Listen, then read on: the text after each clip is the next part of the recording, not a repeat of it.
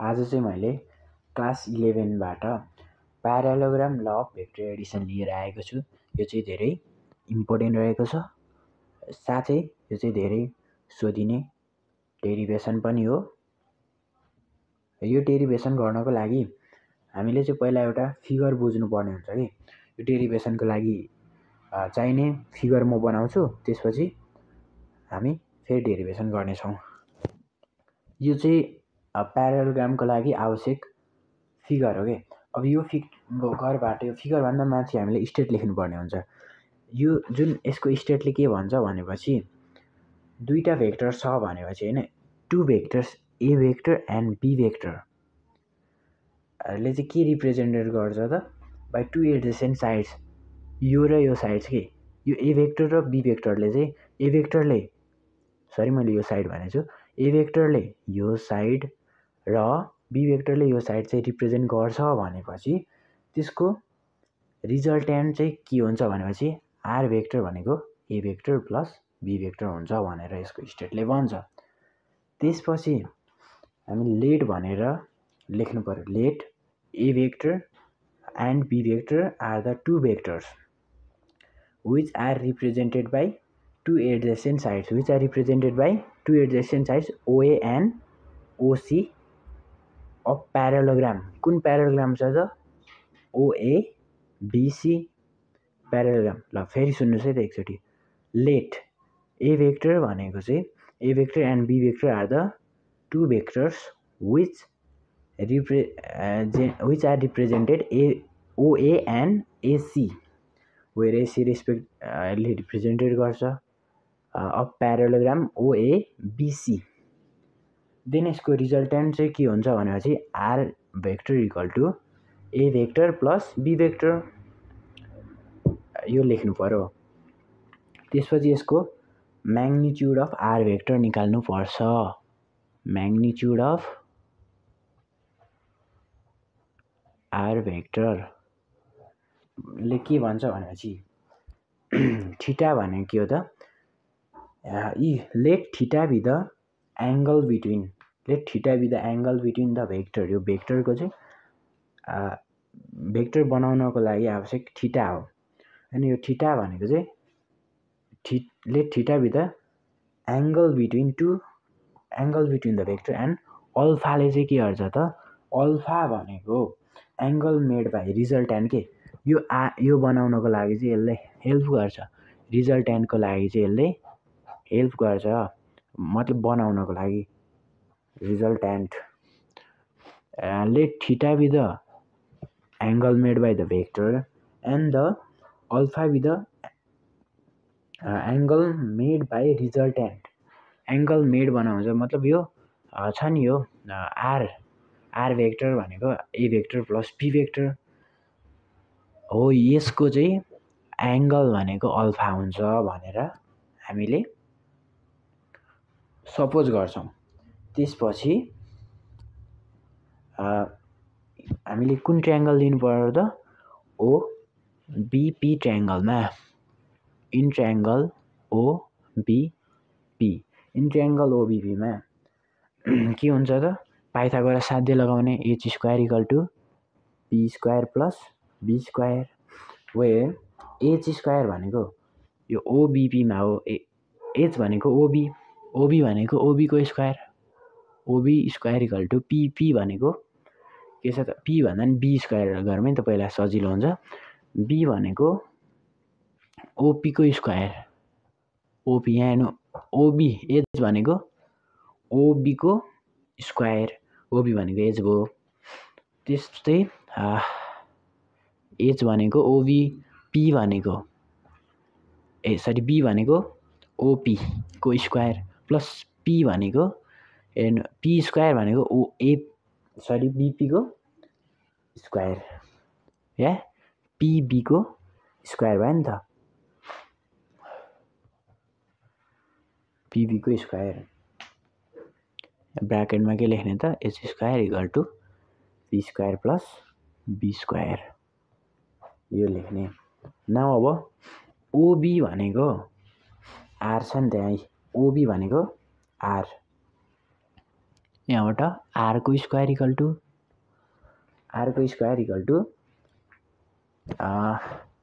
आरको square भनेको ओपीको square. OP भनेको हामीले के लेख्न मिल्छ ओए प्लस एपी। ओए प्लस एपीको स्क्वायर लेख्न मिल्छ।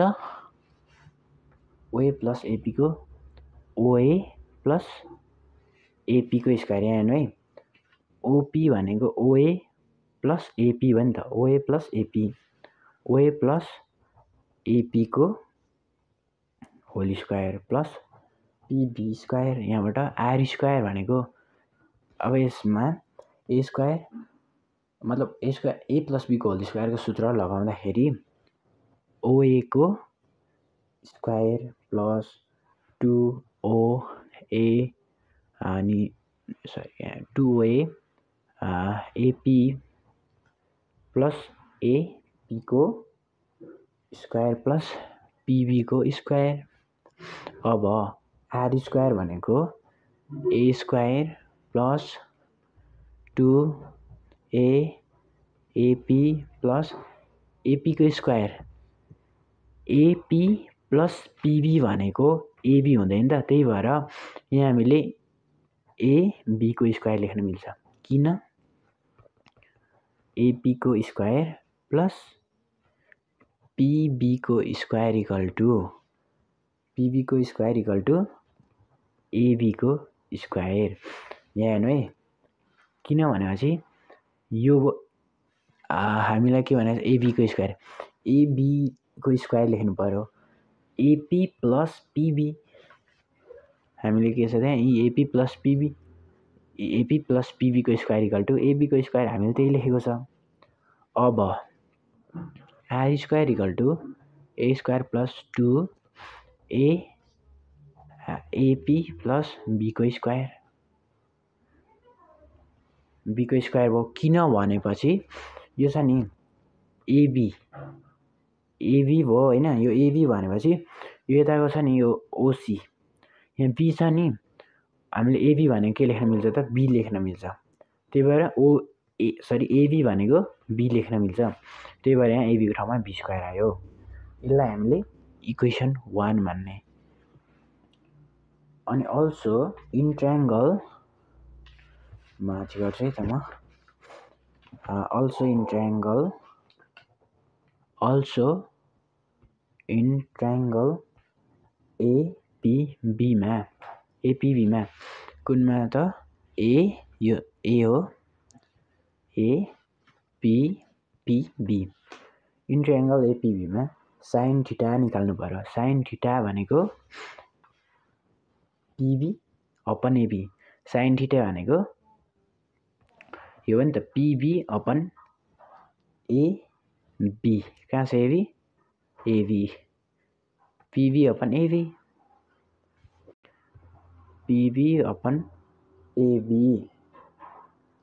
अनि यहाँबाट पीबी निकाल्नु पर्यो। पीबी भनेको AB sine theta B sine theta अब पी भनेको बी साइन थीटा। किन यहाँ हामीले पीबी बाई एबी लेख्यो भनेपछि साइन थीटा भनेको पी बाई एच भयो नि त होइन, त्यही भएर लेख्यो। अनि कस मान निकाल्नु पर्यो हो। कसको लागि कस थीटा भनेको के हुन्छ त सिओएस कस थीटा भनेको एपी बाई कस थीटा भनेको एपी बाई के हुन्छ त AB. AP by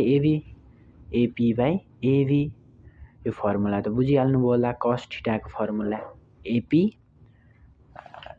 AP by AB. अब यहाँबाट नि के गर्ने त हामीलाई त एपी निकाल्नु परेको छ। एपी इक्वल टु कति हुन्छ त हेर्नु है। एपी भनेको ए हामीले लेख्दैनौँ भनेपछि बी कस थीटा।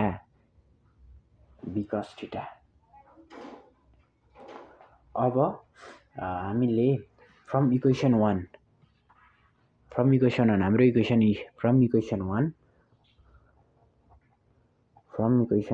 हाम्रो इक्वेसन कति छ त R square equal to A square plus 2 यहाँबाट के हुन्छ भनेपछि यो A square 2 A into AP भनेको ठाउँमा हामीले ए को ए नै लेख्ने अनि एपी को ठाउँमा यहाँ हेर्नु त एपी भनेको बिकस थीटा एपी भनेको कति छ त बिकस थीटाको ठाउँमा 2ab cos cos theta plus b square.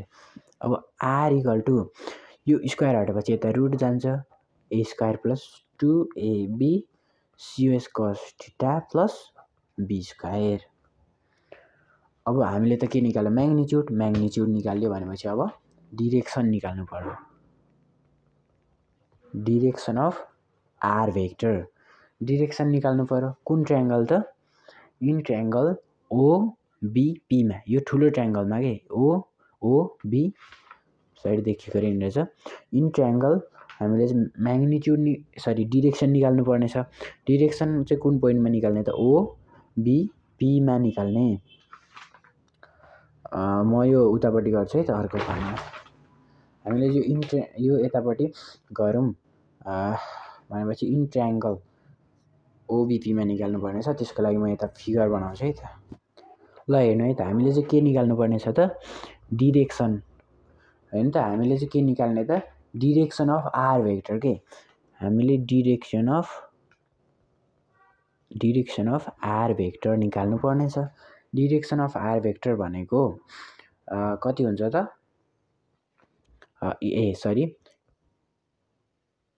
In triangle direction of R vector को लागि इन ट्रायंगल ओबीपी लिनु पर्यो ओबीपी लिनको लागि हामीले चाहिँ अब के लिने त tan अल्फा अघि भनेको छ नि त हामीले अल्फा भनेको चाहिँ रिजल्टेन्ट को लागि लिने हो भनेपछि रिजल्टेन्ट यो रिजल्टेन्ट भयो नि त रिजल्टेन्ट अब ओबीपी को लागि हामीले अल्फा लियौं tan अल्फा अघि सबैमा के थियो थीटा किन भनेपछि एबीपी मा चाहिँ थीटा हो तर यसको लागि चाहिँ अल्फा भनेर हामीले अघि लेट गर्दाखेरि गरेको छौं tan अल्फा भनेको कति हुन्छ त यहाँबाट हेर्नु त p by b p भनेको cv upon op pv upon यो op है pv अपन op अब यहाँबाट tan alpha equal to pv upon op tan alpha equal to tan alpha pv भनेको कति छ त b sin थीटा माथिबाट हेर्नु है b sin थीटा छ भनेपछि यो op लाई oa प्लस ap लेख्न मिल्छ यहाँबाट oa प्लस ap लेख्यो tan अल्फा भनेको b sin theta upon a को oa भनेको a प्लस ap भनेको b cos थीटा यो भनेको b cos थीटा भयो अब यहाँबाट अल्फा निकाल्नु पर्यो भने tan inverse b sin alpha upon a plus b cos theta